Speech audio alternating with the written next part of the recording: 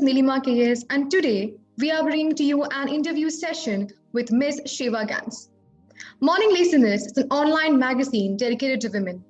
It showcases various articles, interviews, and personal life stories on different matters concerning women.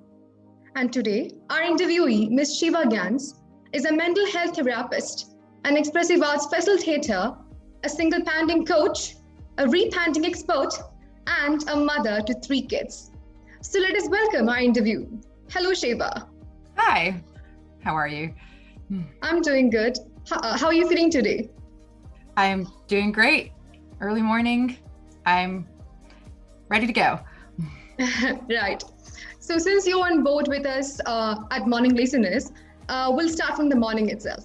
So how do you normally start your day? Oh, so I truly believe that the morning sets the tone for the rest of your day. The mornings that I'm a little bit more intentional and do the things that feed my soul and energy are the days that I'm way more focused and less stressed and able to stay on track. And one of the biggest tools or tricks that I try and do, not always, but I try and not touch my phone for about an hour after I wake up. And I've put my phone on a timer, so it's on grayscale and it's off, and it's just not appealing because when we wake up in the morning, our brains are actually at an incredibly highly creative place. And if the first thing we do is look at our phones, we're putting all of that input in that is taking away from other creativity. And I like to just not touch the phone, put all that input, all the work emails or social media until after when my body has fully woken up, and then just sit with a cup of tea. I actually stopped drinking coffee recently. And yeah, I found that it made me so tired in midday. And I just a few months ago said no more, but I miss that routine of just sitting. My house is quiet. My kids are still sleeping. It's my time. And it's so much potential. Like the day has yet to unfold. And I'm just sitting there with this hot cup of tea or coffee. And it's one of my favorite times of day. Sounds great. You sound like an early bird. So are you an early bird or a night owl? Definitely. I'm trying to remember the time in my life I used to be a night owl. But I mean, when I had kids, it's like you have no other choice. So you're up. You got to get rest when you can get rest. Your kids get up early. You need to get up early. And so I am very much an early bird. I jump up out of bed very early. I have no problems getting out. And then it's just my energy just like drops and wanes throughout the day. But the morning is great. Well, it seems like motherhood has changed you from a night owl to an early bird, right? Definitely. The thing is, I'm completely opposite because I'm a night owl. I feel I'm more productive during the later hours of the day than the early hours. I feel more energetic. My brain seems to function so good at night compared to the early morning. So yeah. And it seems like you are in love with books. Your surrounding is full of books. And so are you a bookworm? Do you enjoy reading books during the early hours of the day when you begin your day? Oh, that would be so nice if I would actually read in the morning. That's a great practice. One day, put on my list of things to do. I am a bookworm. I love reading. I love books. Got quite the collection. I wish I had more time to read. And I used to read fiction and I would get absorbed in the book. It was almost, people would talk to me and I was zoned in. Honestly, I haven't read fiction in a little bit of time. I just actually love what I do. I'm very blessed and I'm fascinated by psychology and any books that help me understand the brain or human interaction or our emotional needs. I just can't resist. So the pandemic was really didn't do much for my book addiction. I ordered a book a week or a couple books a week, and I can't read as many as I buy, but kind of is comforting. I'll stack them on my bedside table, and maybe while I'm sleeping, some of it will come in, but I like having them and I reference them and I do like reading them when I can. Oh, so we do share a common interest then because I'm also a bookworm. I love books. My favorite genre is again fiction, and I just love reading fiction books. And it's true, we don't find time when you're more indulged into studies and work. You don't get time to spend more in reading. So it's true, and I agree with it. And pandemic, yes, has got to do a lot with this. So, what are some of your commitments during the weekends other than your profession as such? During the weekends, Yeah. I don't have many commitments during the weekend. The weekend is my time off, and it's more about family, if I have my kids that weekend, or me, committed to me. That's me time. I have my kids during the week and I'm working, and it's usually go, go, go, go. And it's, a lot of catering to my kids' needs or my clients or the professional need. And the weekend commitment is actually mostly to me of what is going to feed my soul this weekend, or how can I give myself that self-care. I really like that me time initiative. I would try soon someday about this me time, because during weekends, what I do is, since I told you I don't get time to read books, I read books in the weekend. So this me time initiative sounds really cool. I'll try it for sure. So where do you actually stay? Where do I stay during the weekend? No, where are you actually from? I mean, the location. Oh, where I'm from. I live in Florida. Oh. I am from Canada. Right. So now, since you are living in Florida, what makes Florida unique to you now that you have become an inhabitant of that place? Very honest, I didn't choose Florida willingly. It's kind of where I ended up. Wouldn't be my top choice of where to live. I hope one day to move from Florida.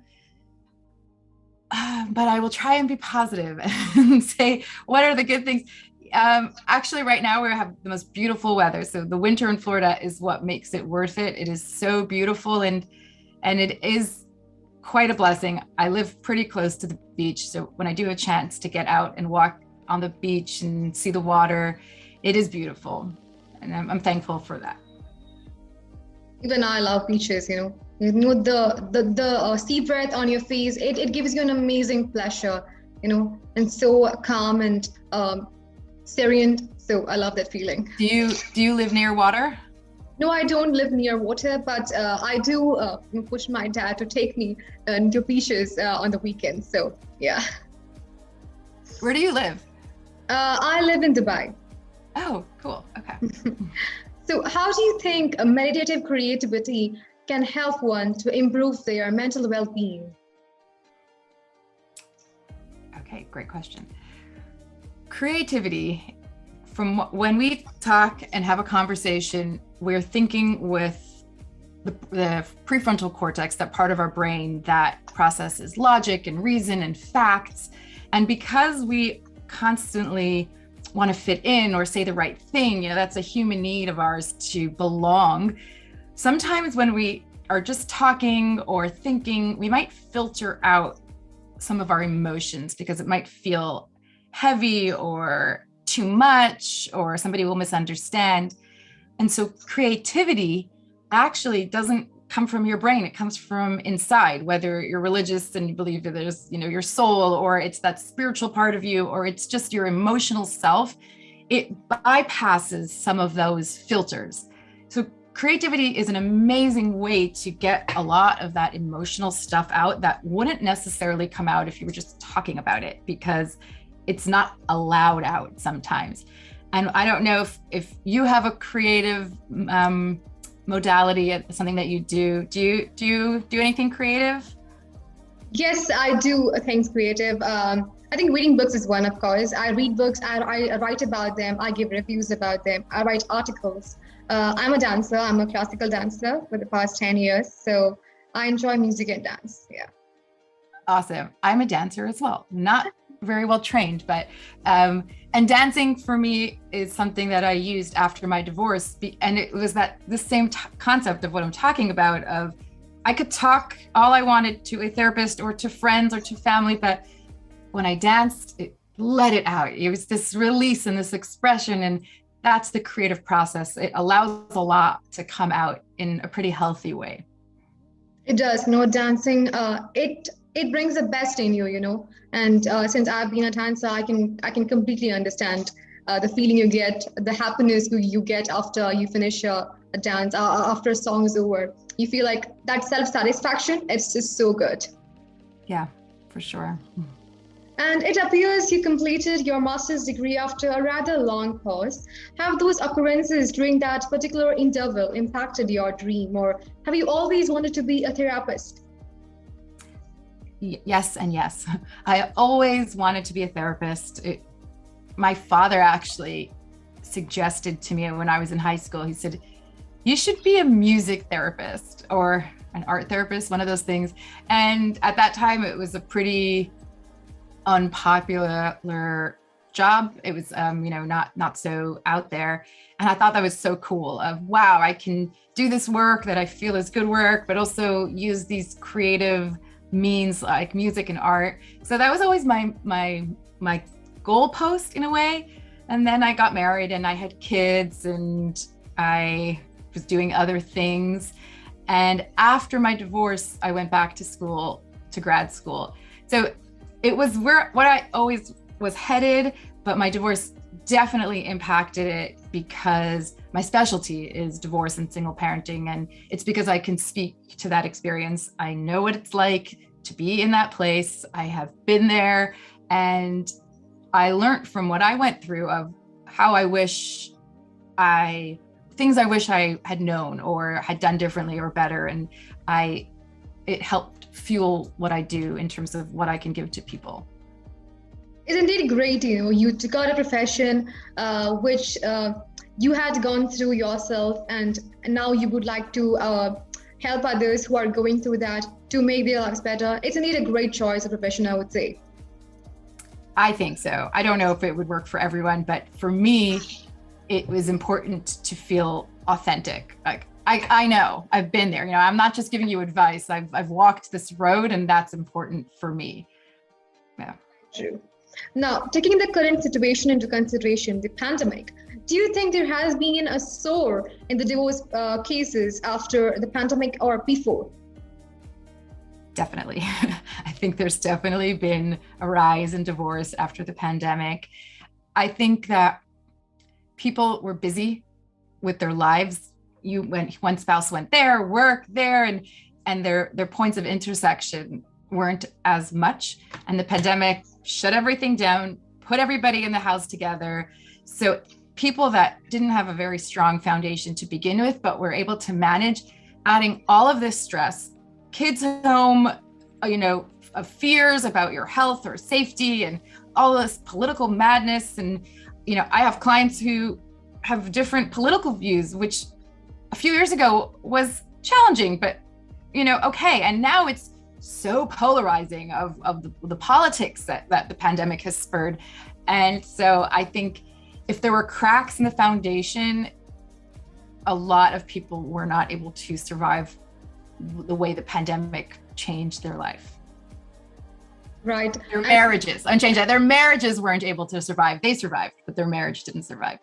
Right. Many marriages have been the victim of pandemic, in fact, and not them. So yeah, I agree with you. And there were many, news stories coming up about divorce stories and domestic violence. There was also an increase in domestic violence cases as well.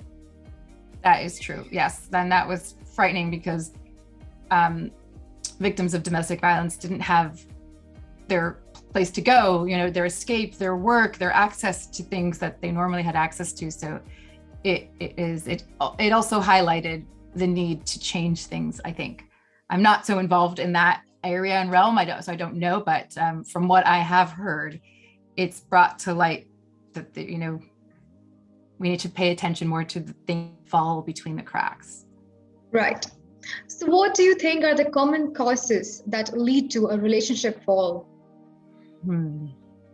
I think I always like to say, putting aside abuse, like real domestic abuse. We're just talking about two people that are in an unhealthy relationship. I think what happens so often is that we don't have curiosity. And what that means is that when someone says something or does something, we tend to take it very personally. And in all honesty, it is never about us. We are all egocentric people. Everything that we do is about our own survival. We might love somebody and want that connection. At the end of the day, we're trying to figure out how to be in this world, how to get love, how to be loved. And we'll do and say may not be great and may not be the smartest or nicest thing to say, but it isn't always a personal attack, or even if it seems like it is. And I think that if we were more curious of what you said really hurt me, is that what you meant to say? Instead of we get really defensive or we get judgmental, and it's like, you know, somebody just does something and then it spirals out of control, and it's really hard to get it back on control when we don't stop and get curious of what am I feeling and why am I feeling that? And maybe let me check in with this other person and have a conversation. So curiosity and communication, I think, are very big factors. Very true. After a legal separation, you know, being a single parent is a tough task, but it's not impossible, definitely not impossible. As a single mother, have you battled with any difficult phases in your life where you felt that I can't do this anymore, I need to give up? Or have you felt that, feeling of taken aback? And how did you all the overcome time? this? Yeah. All the time. It's so overwhelming. It is. Especially in today's day and age, everything is so fast and it's nonstop. And my work, like even in the last year, so my work is at home. I have a home office, so there isn't separation the way it used to be of drive to the office, drive back home. With emails and texting, people want you to be responsive all the time. So it doesn't ever stop. And then I have 3 children and they're growing up and they have needs, and it's so overwhelming. And I definitely feel like that all the time of, oh my gosh, this is too much. It's, you know, where's the stop button? I need pause. And so, but I would say my hardest time emotionally was, you know, the year or 2 following the divorce. It's so hard, no matter what side you're on. If you wanted the divorce, if you didn't want the divorce, if you both wanted it, it's still a very difficult transition. You've put a lot into the marriage, I assume, especially if you have children, and you got married because you had some type of vision, and that is a breaking of that. That vision is broken, and it's about figuring out, well, now what? Who am I now? And from what I experienced and with the people I've worked with, that's one of the biggest struggles that people have, is figuring out their identity after divorce. You know, you're married, you have the identity of I'm a wife, or I'm a husband, and I'm a mother or a father, and those are really strong identities. And then you get divorced. Often there's shared custody, so you're no longer a spouse. You're still a parent, but sometimes you're not. It's very confusing. And when you have your alone time, it can be incredibly jarring. Like you've just woken up in this weird dream of who am I and what is this world and what do I do? And it definitely gets better over time. But that initial phase after the divorce is a very difficult one emotionally. I can understand being a single mother is hard, because I've seen my own mother going through that phase. Though they were not divorced, thing was my dad was here for work, richer things, and my mom was in India with me, and I was too small. So I had seen her managing things, and though like her parents were nearby, she made a point that she's going to do this independently, and she had a job to do. She wanted to work, so she went to the city to go a flat for rent, and then found a school for me nearby. So she handled everything independently. And now when I see all those, when I remember all those things, I can understand how strong my mom was. So being a single mother is definitely a hard thing, and mothers are somehow made so stronger to do, overcome these difficult phases. Yeah, I will add, because a lot of times people talk about single moms, single dads have a hard time too. Yes. It's but we tend to have this classic single mom story, but single dads, it's hard for either one. Yes. So as a therapist, what advice do you offer to single mothers to overcome this particular transition phase in their life? The number one thing I would recommend is support. Find support. Find your support team.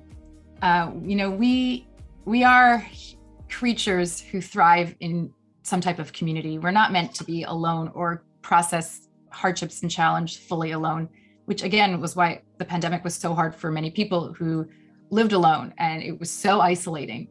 And divorce can be incredibly isolating. You're cut off from that part of your life. You maybe don't have access to your kids full time.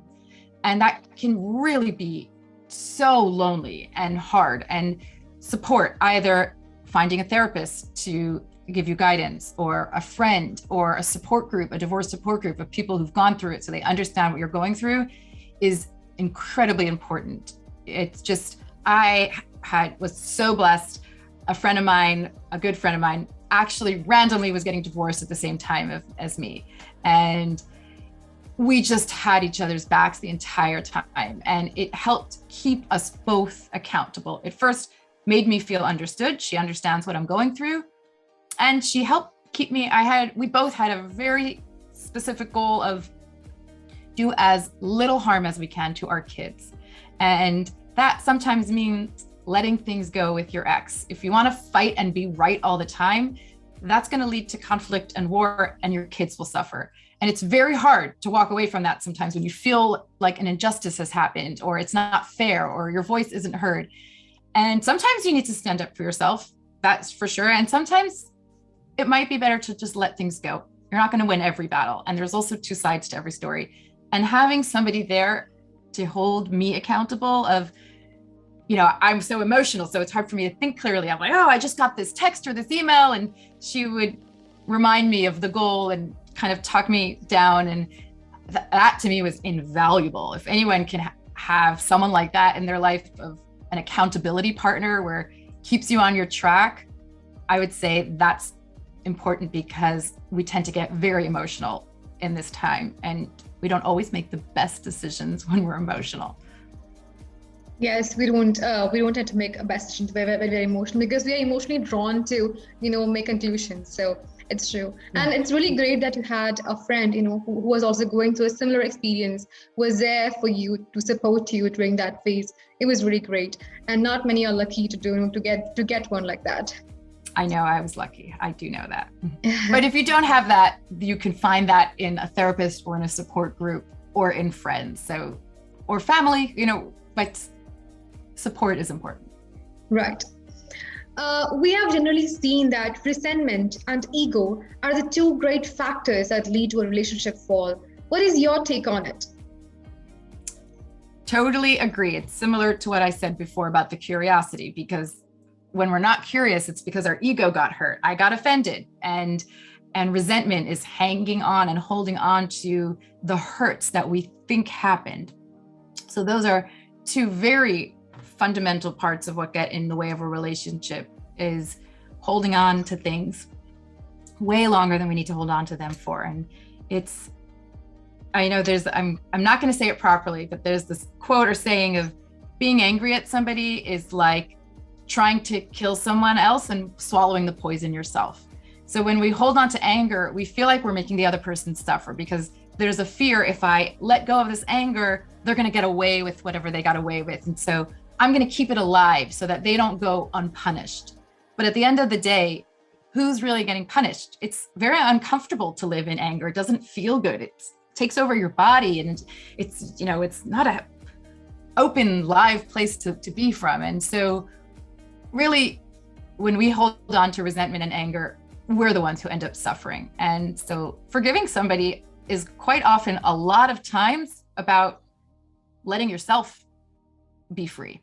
It's not so much about letting the other person get off the hook. It's about, I don't want to live my life in this place, so I'll work on forgiving you, or trying to forgive you, because that's going to release me. And so I think if more people are willing to let go a little bit more, you can then be more open to conversation and communication and curiosity, which can bridge a relationship.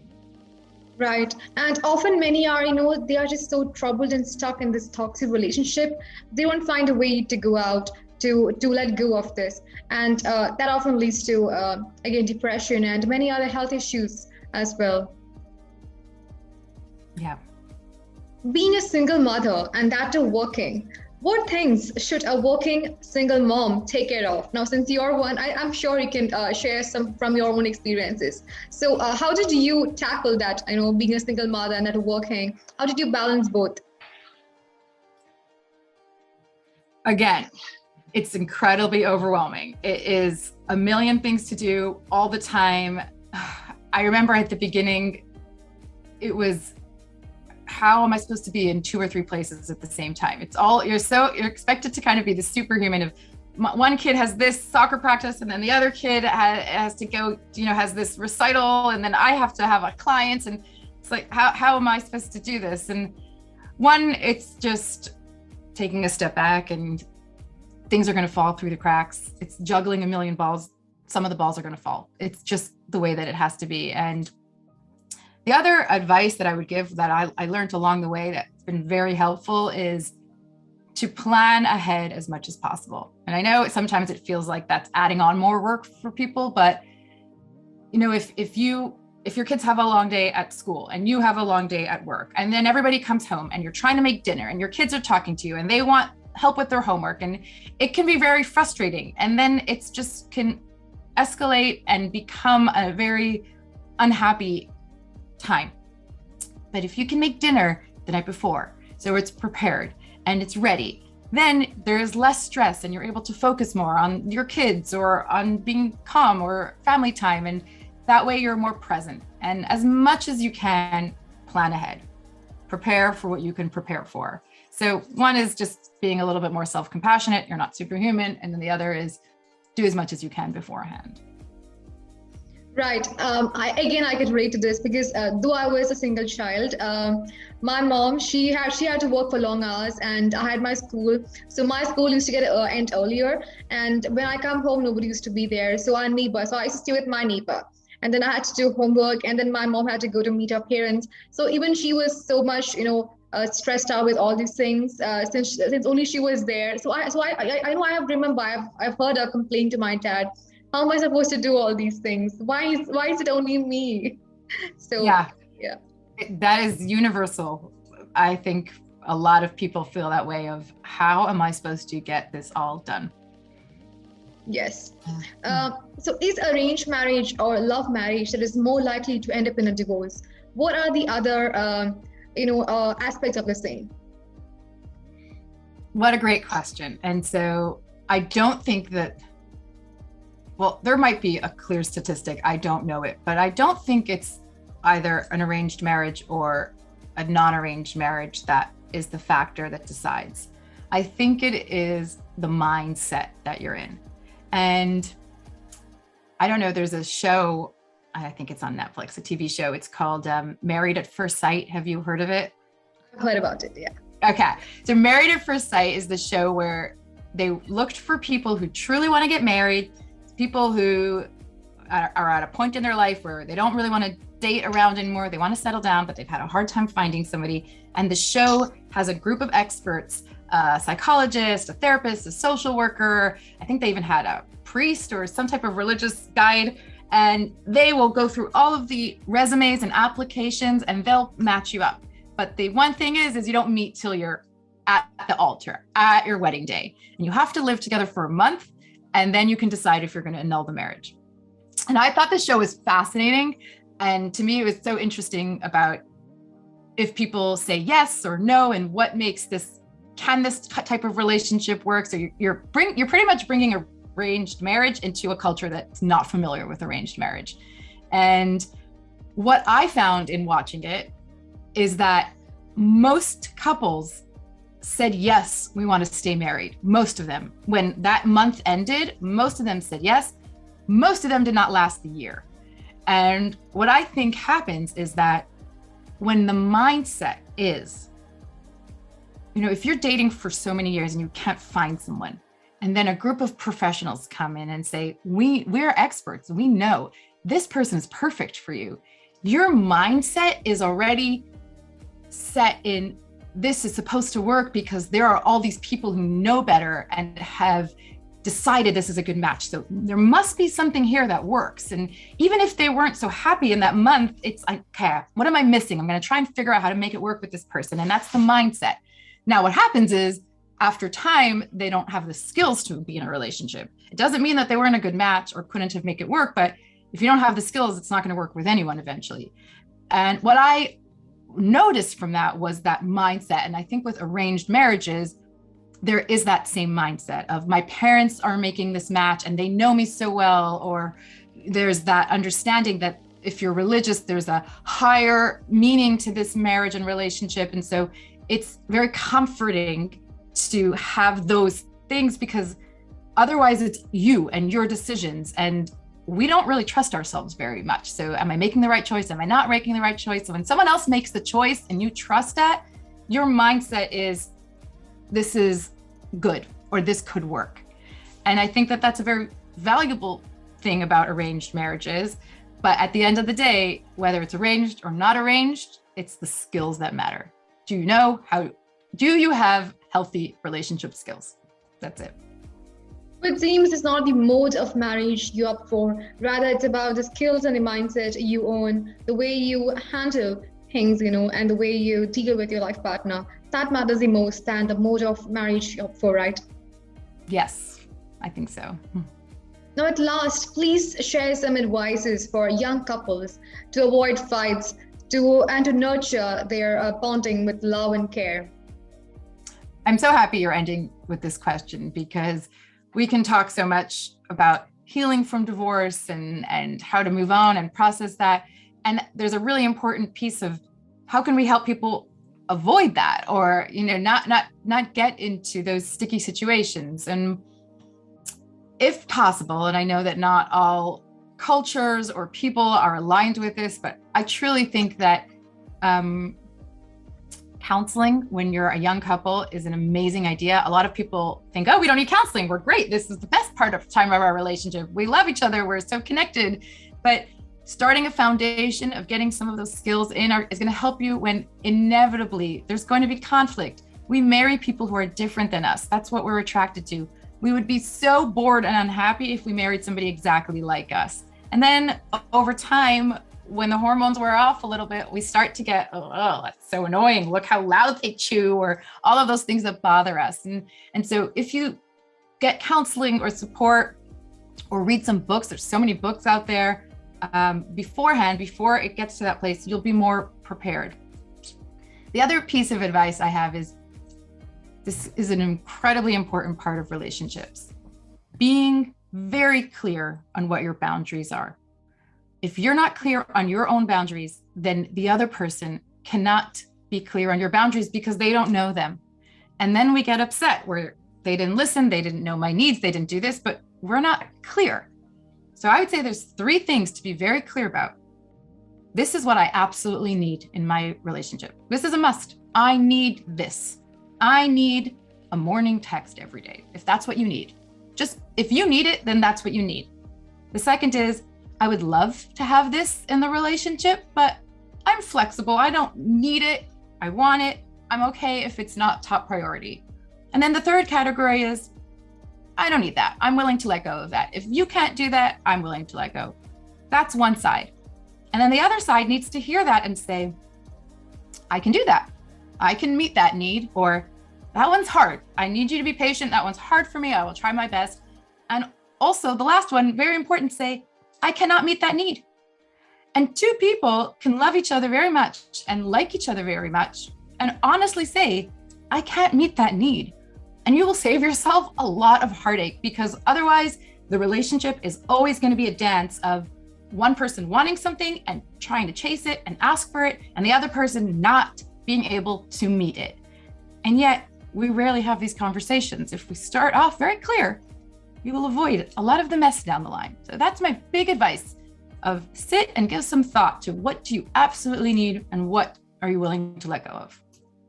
That was really a great set of advices, and I'm sure it's going to help many who are watching this. And I really look forward to write the article on this interview. It was a great session with you, Dr. Sheva. Thank you so much. Thank you so much for this opportunity. And at last, I would like to thank the audience for being patient and for watching the entire video. Thank you so much.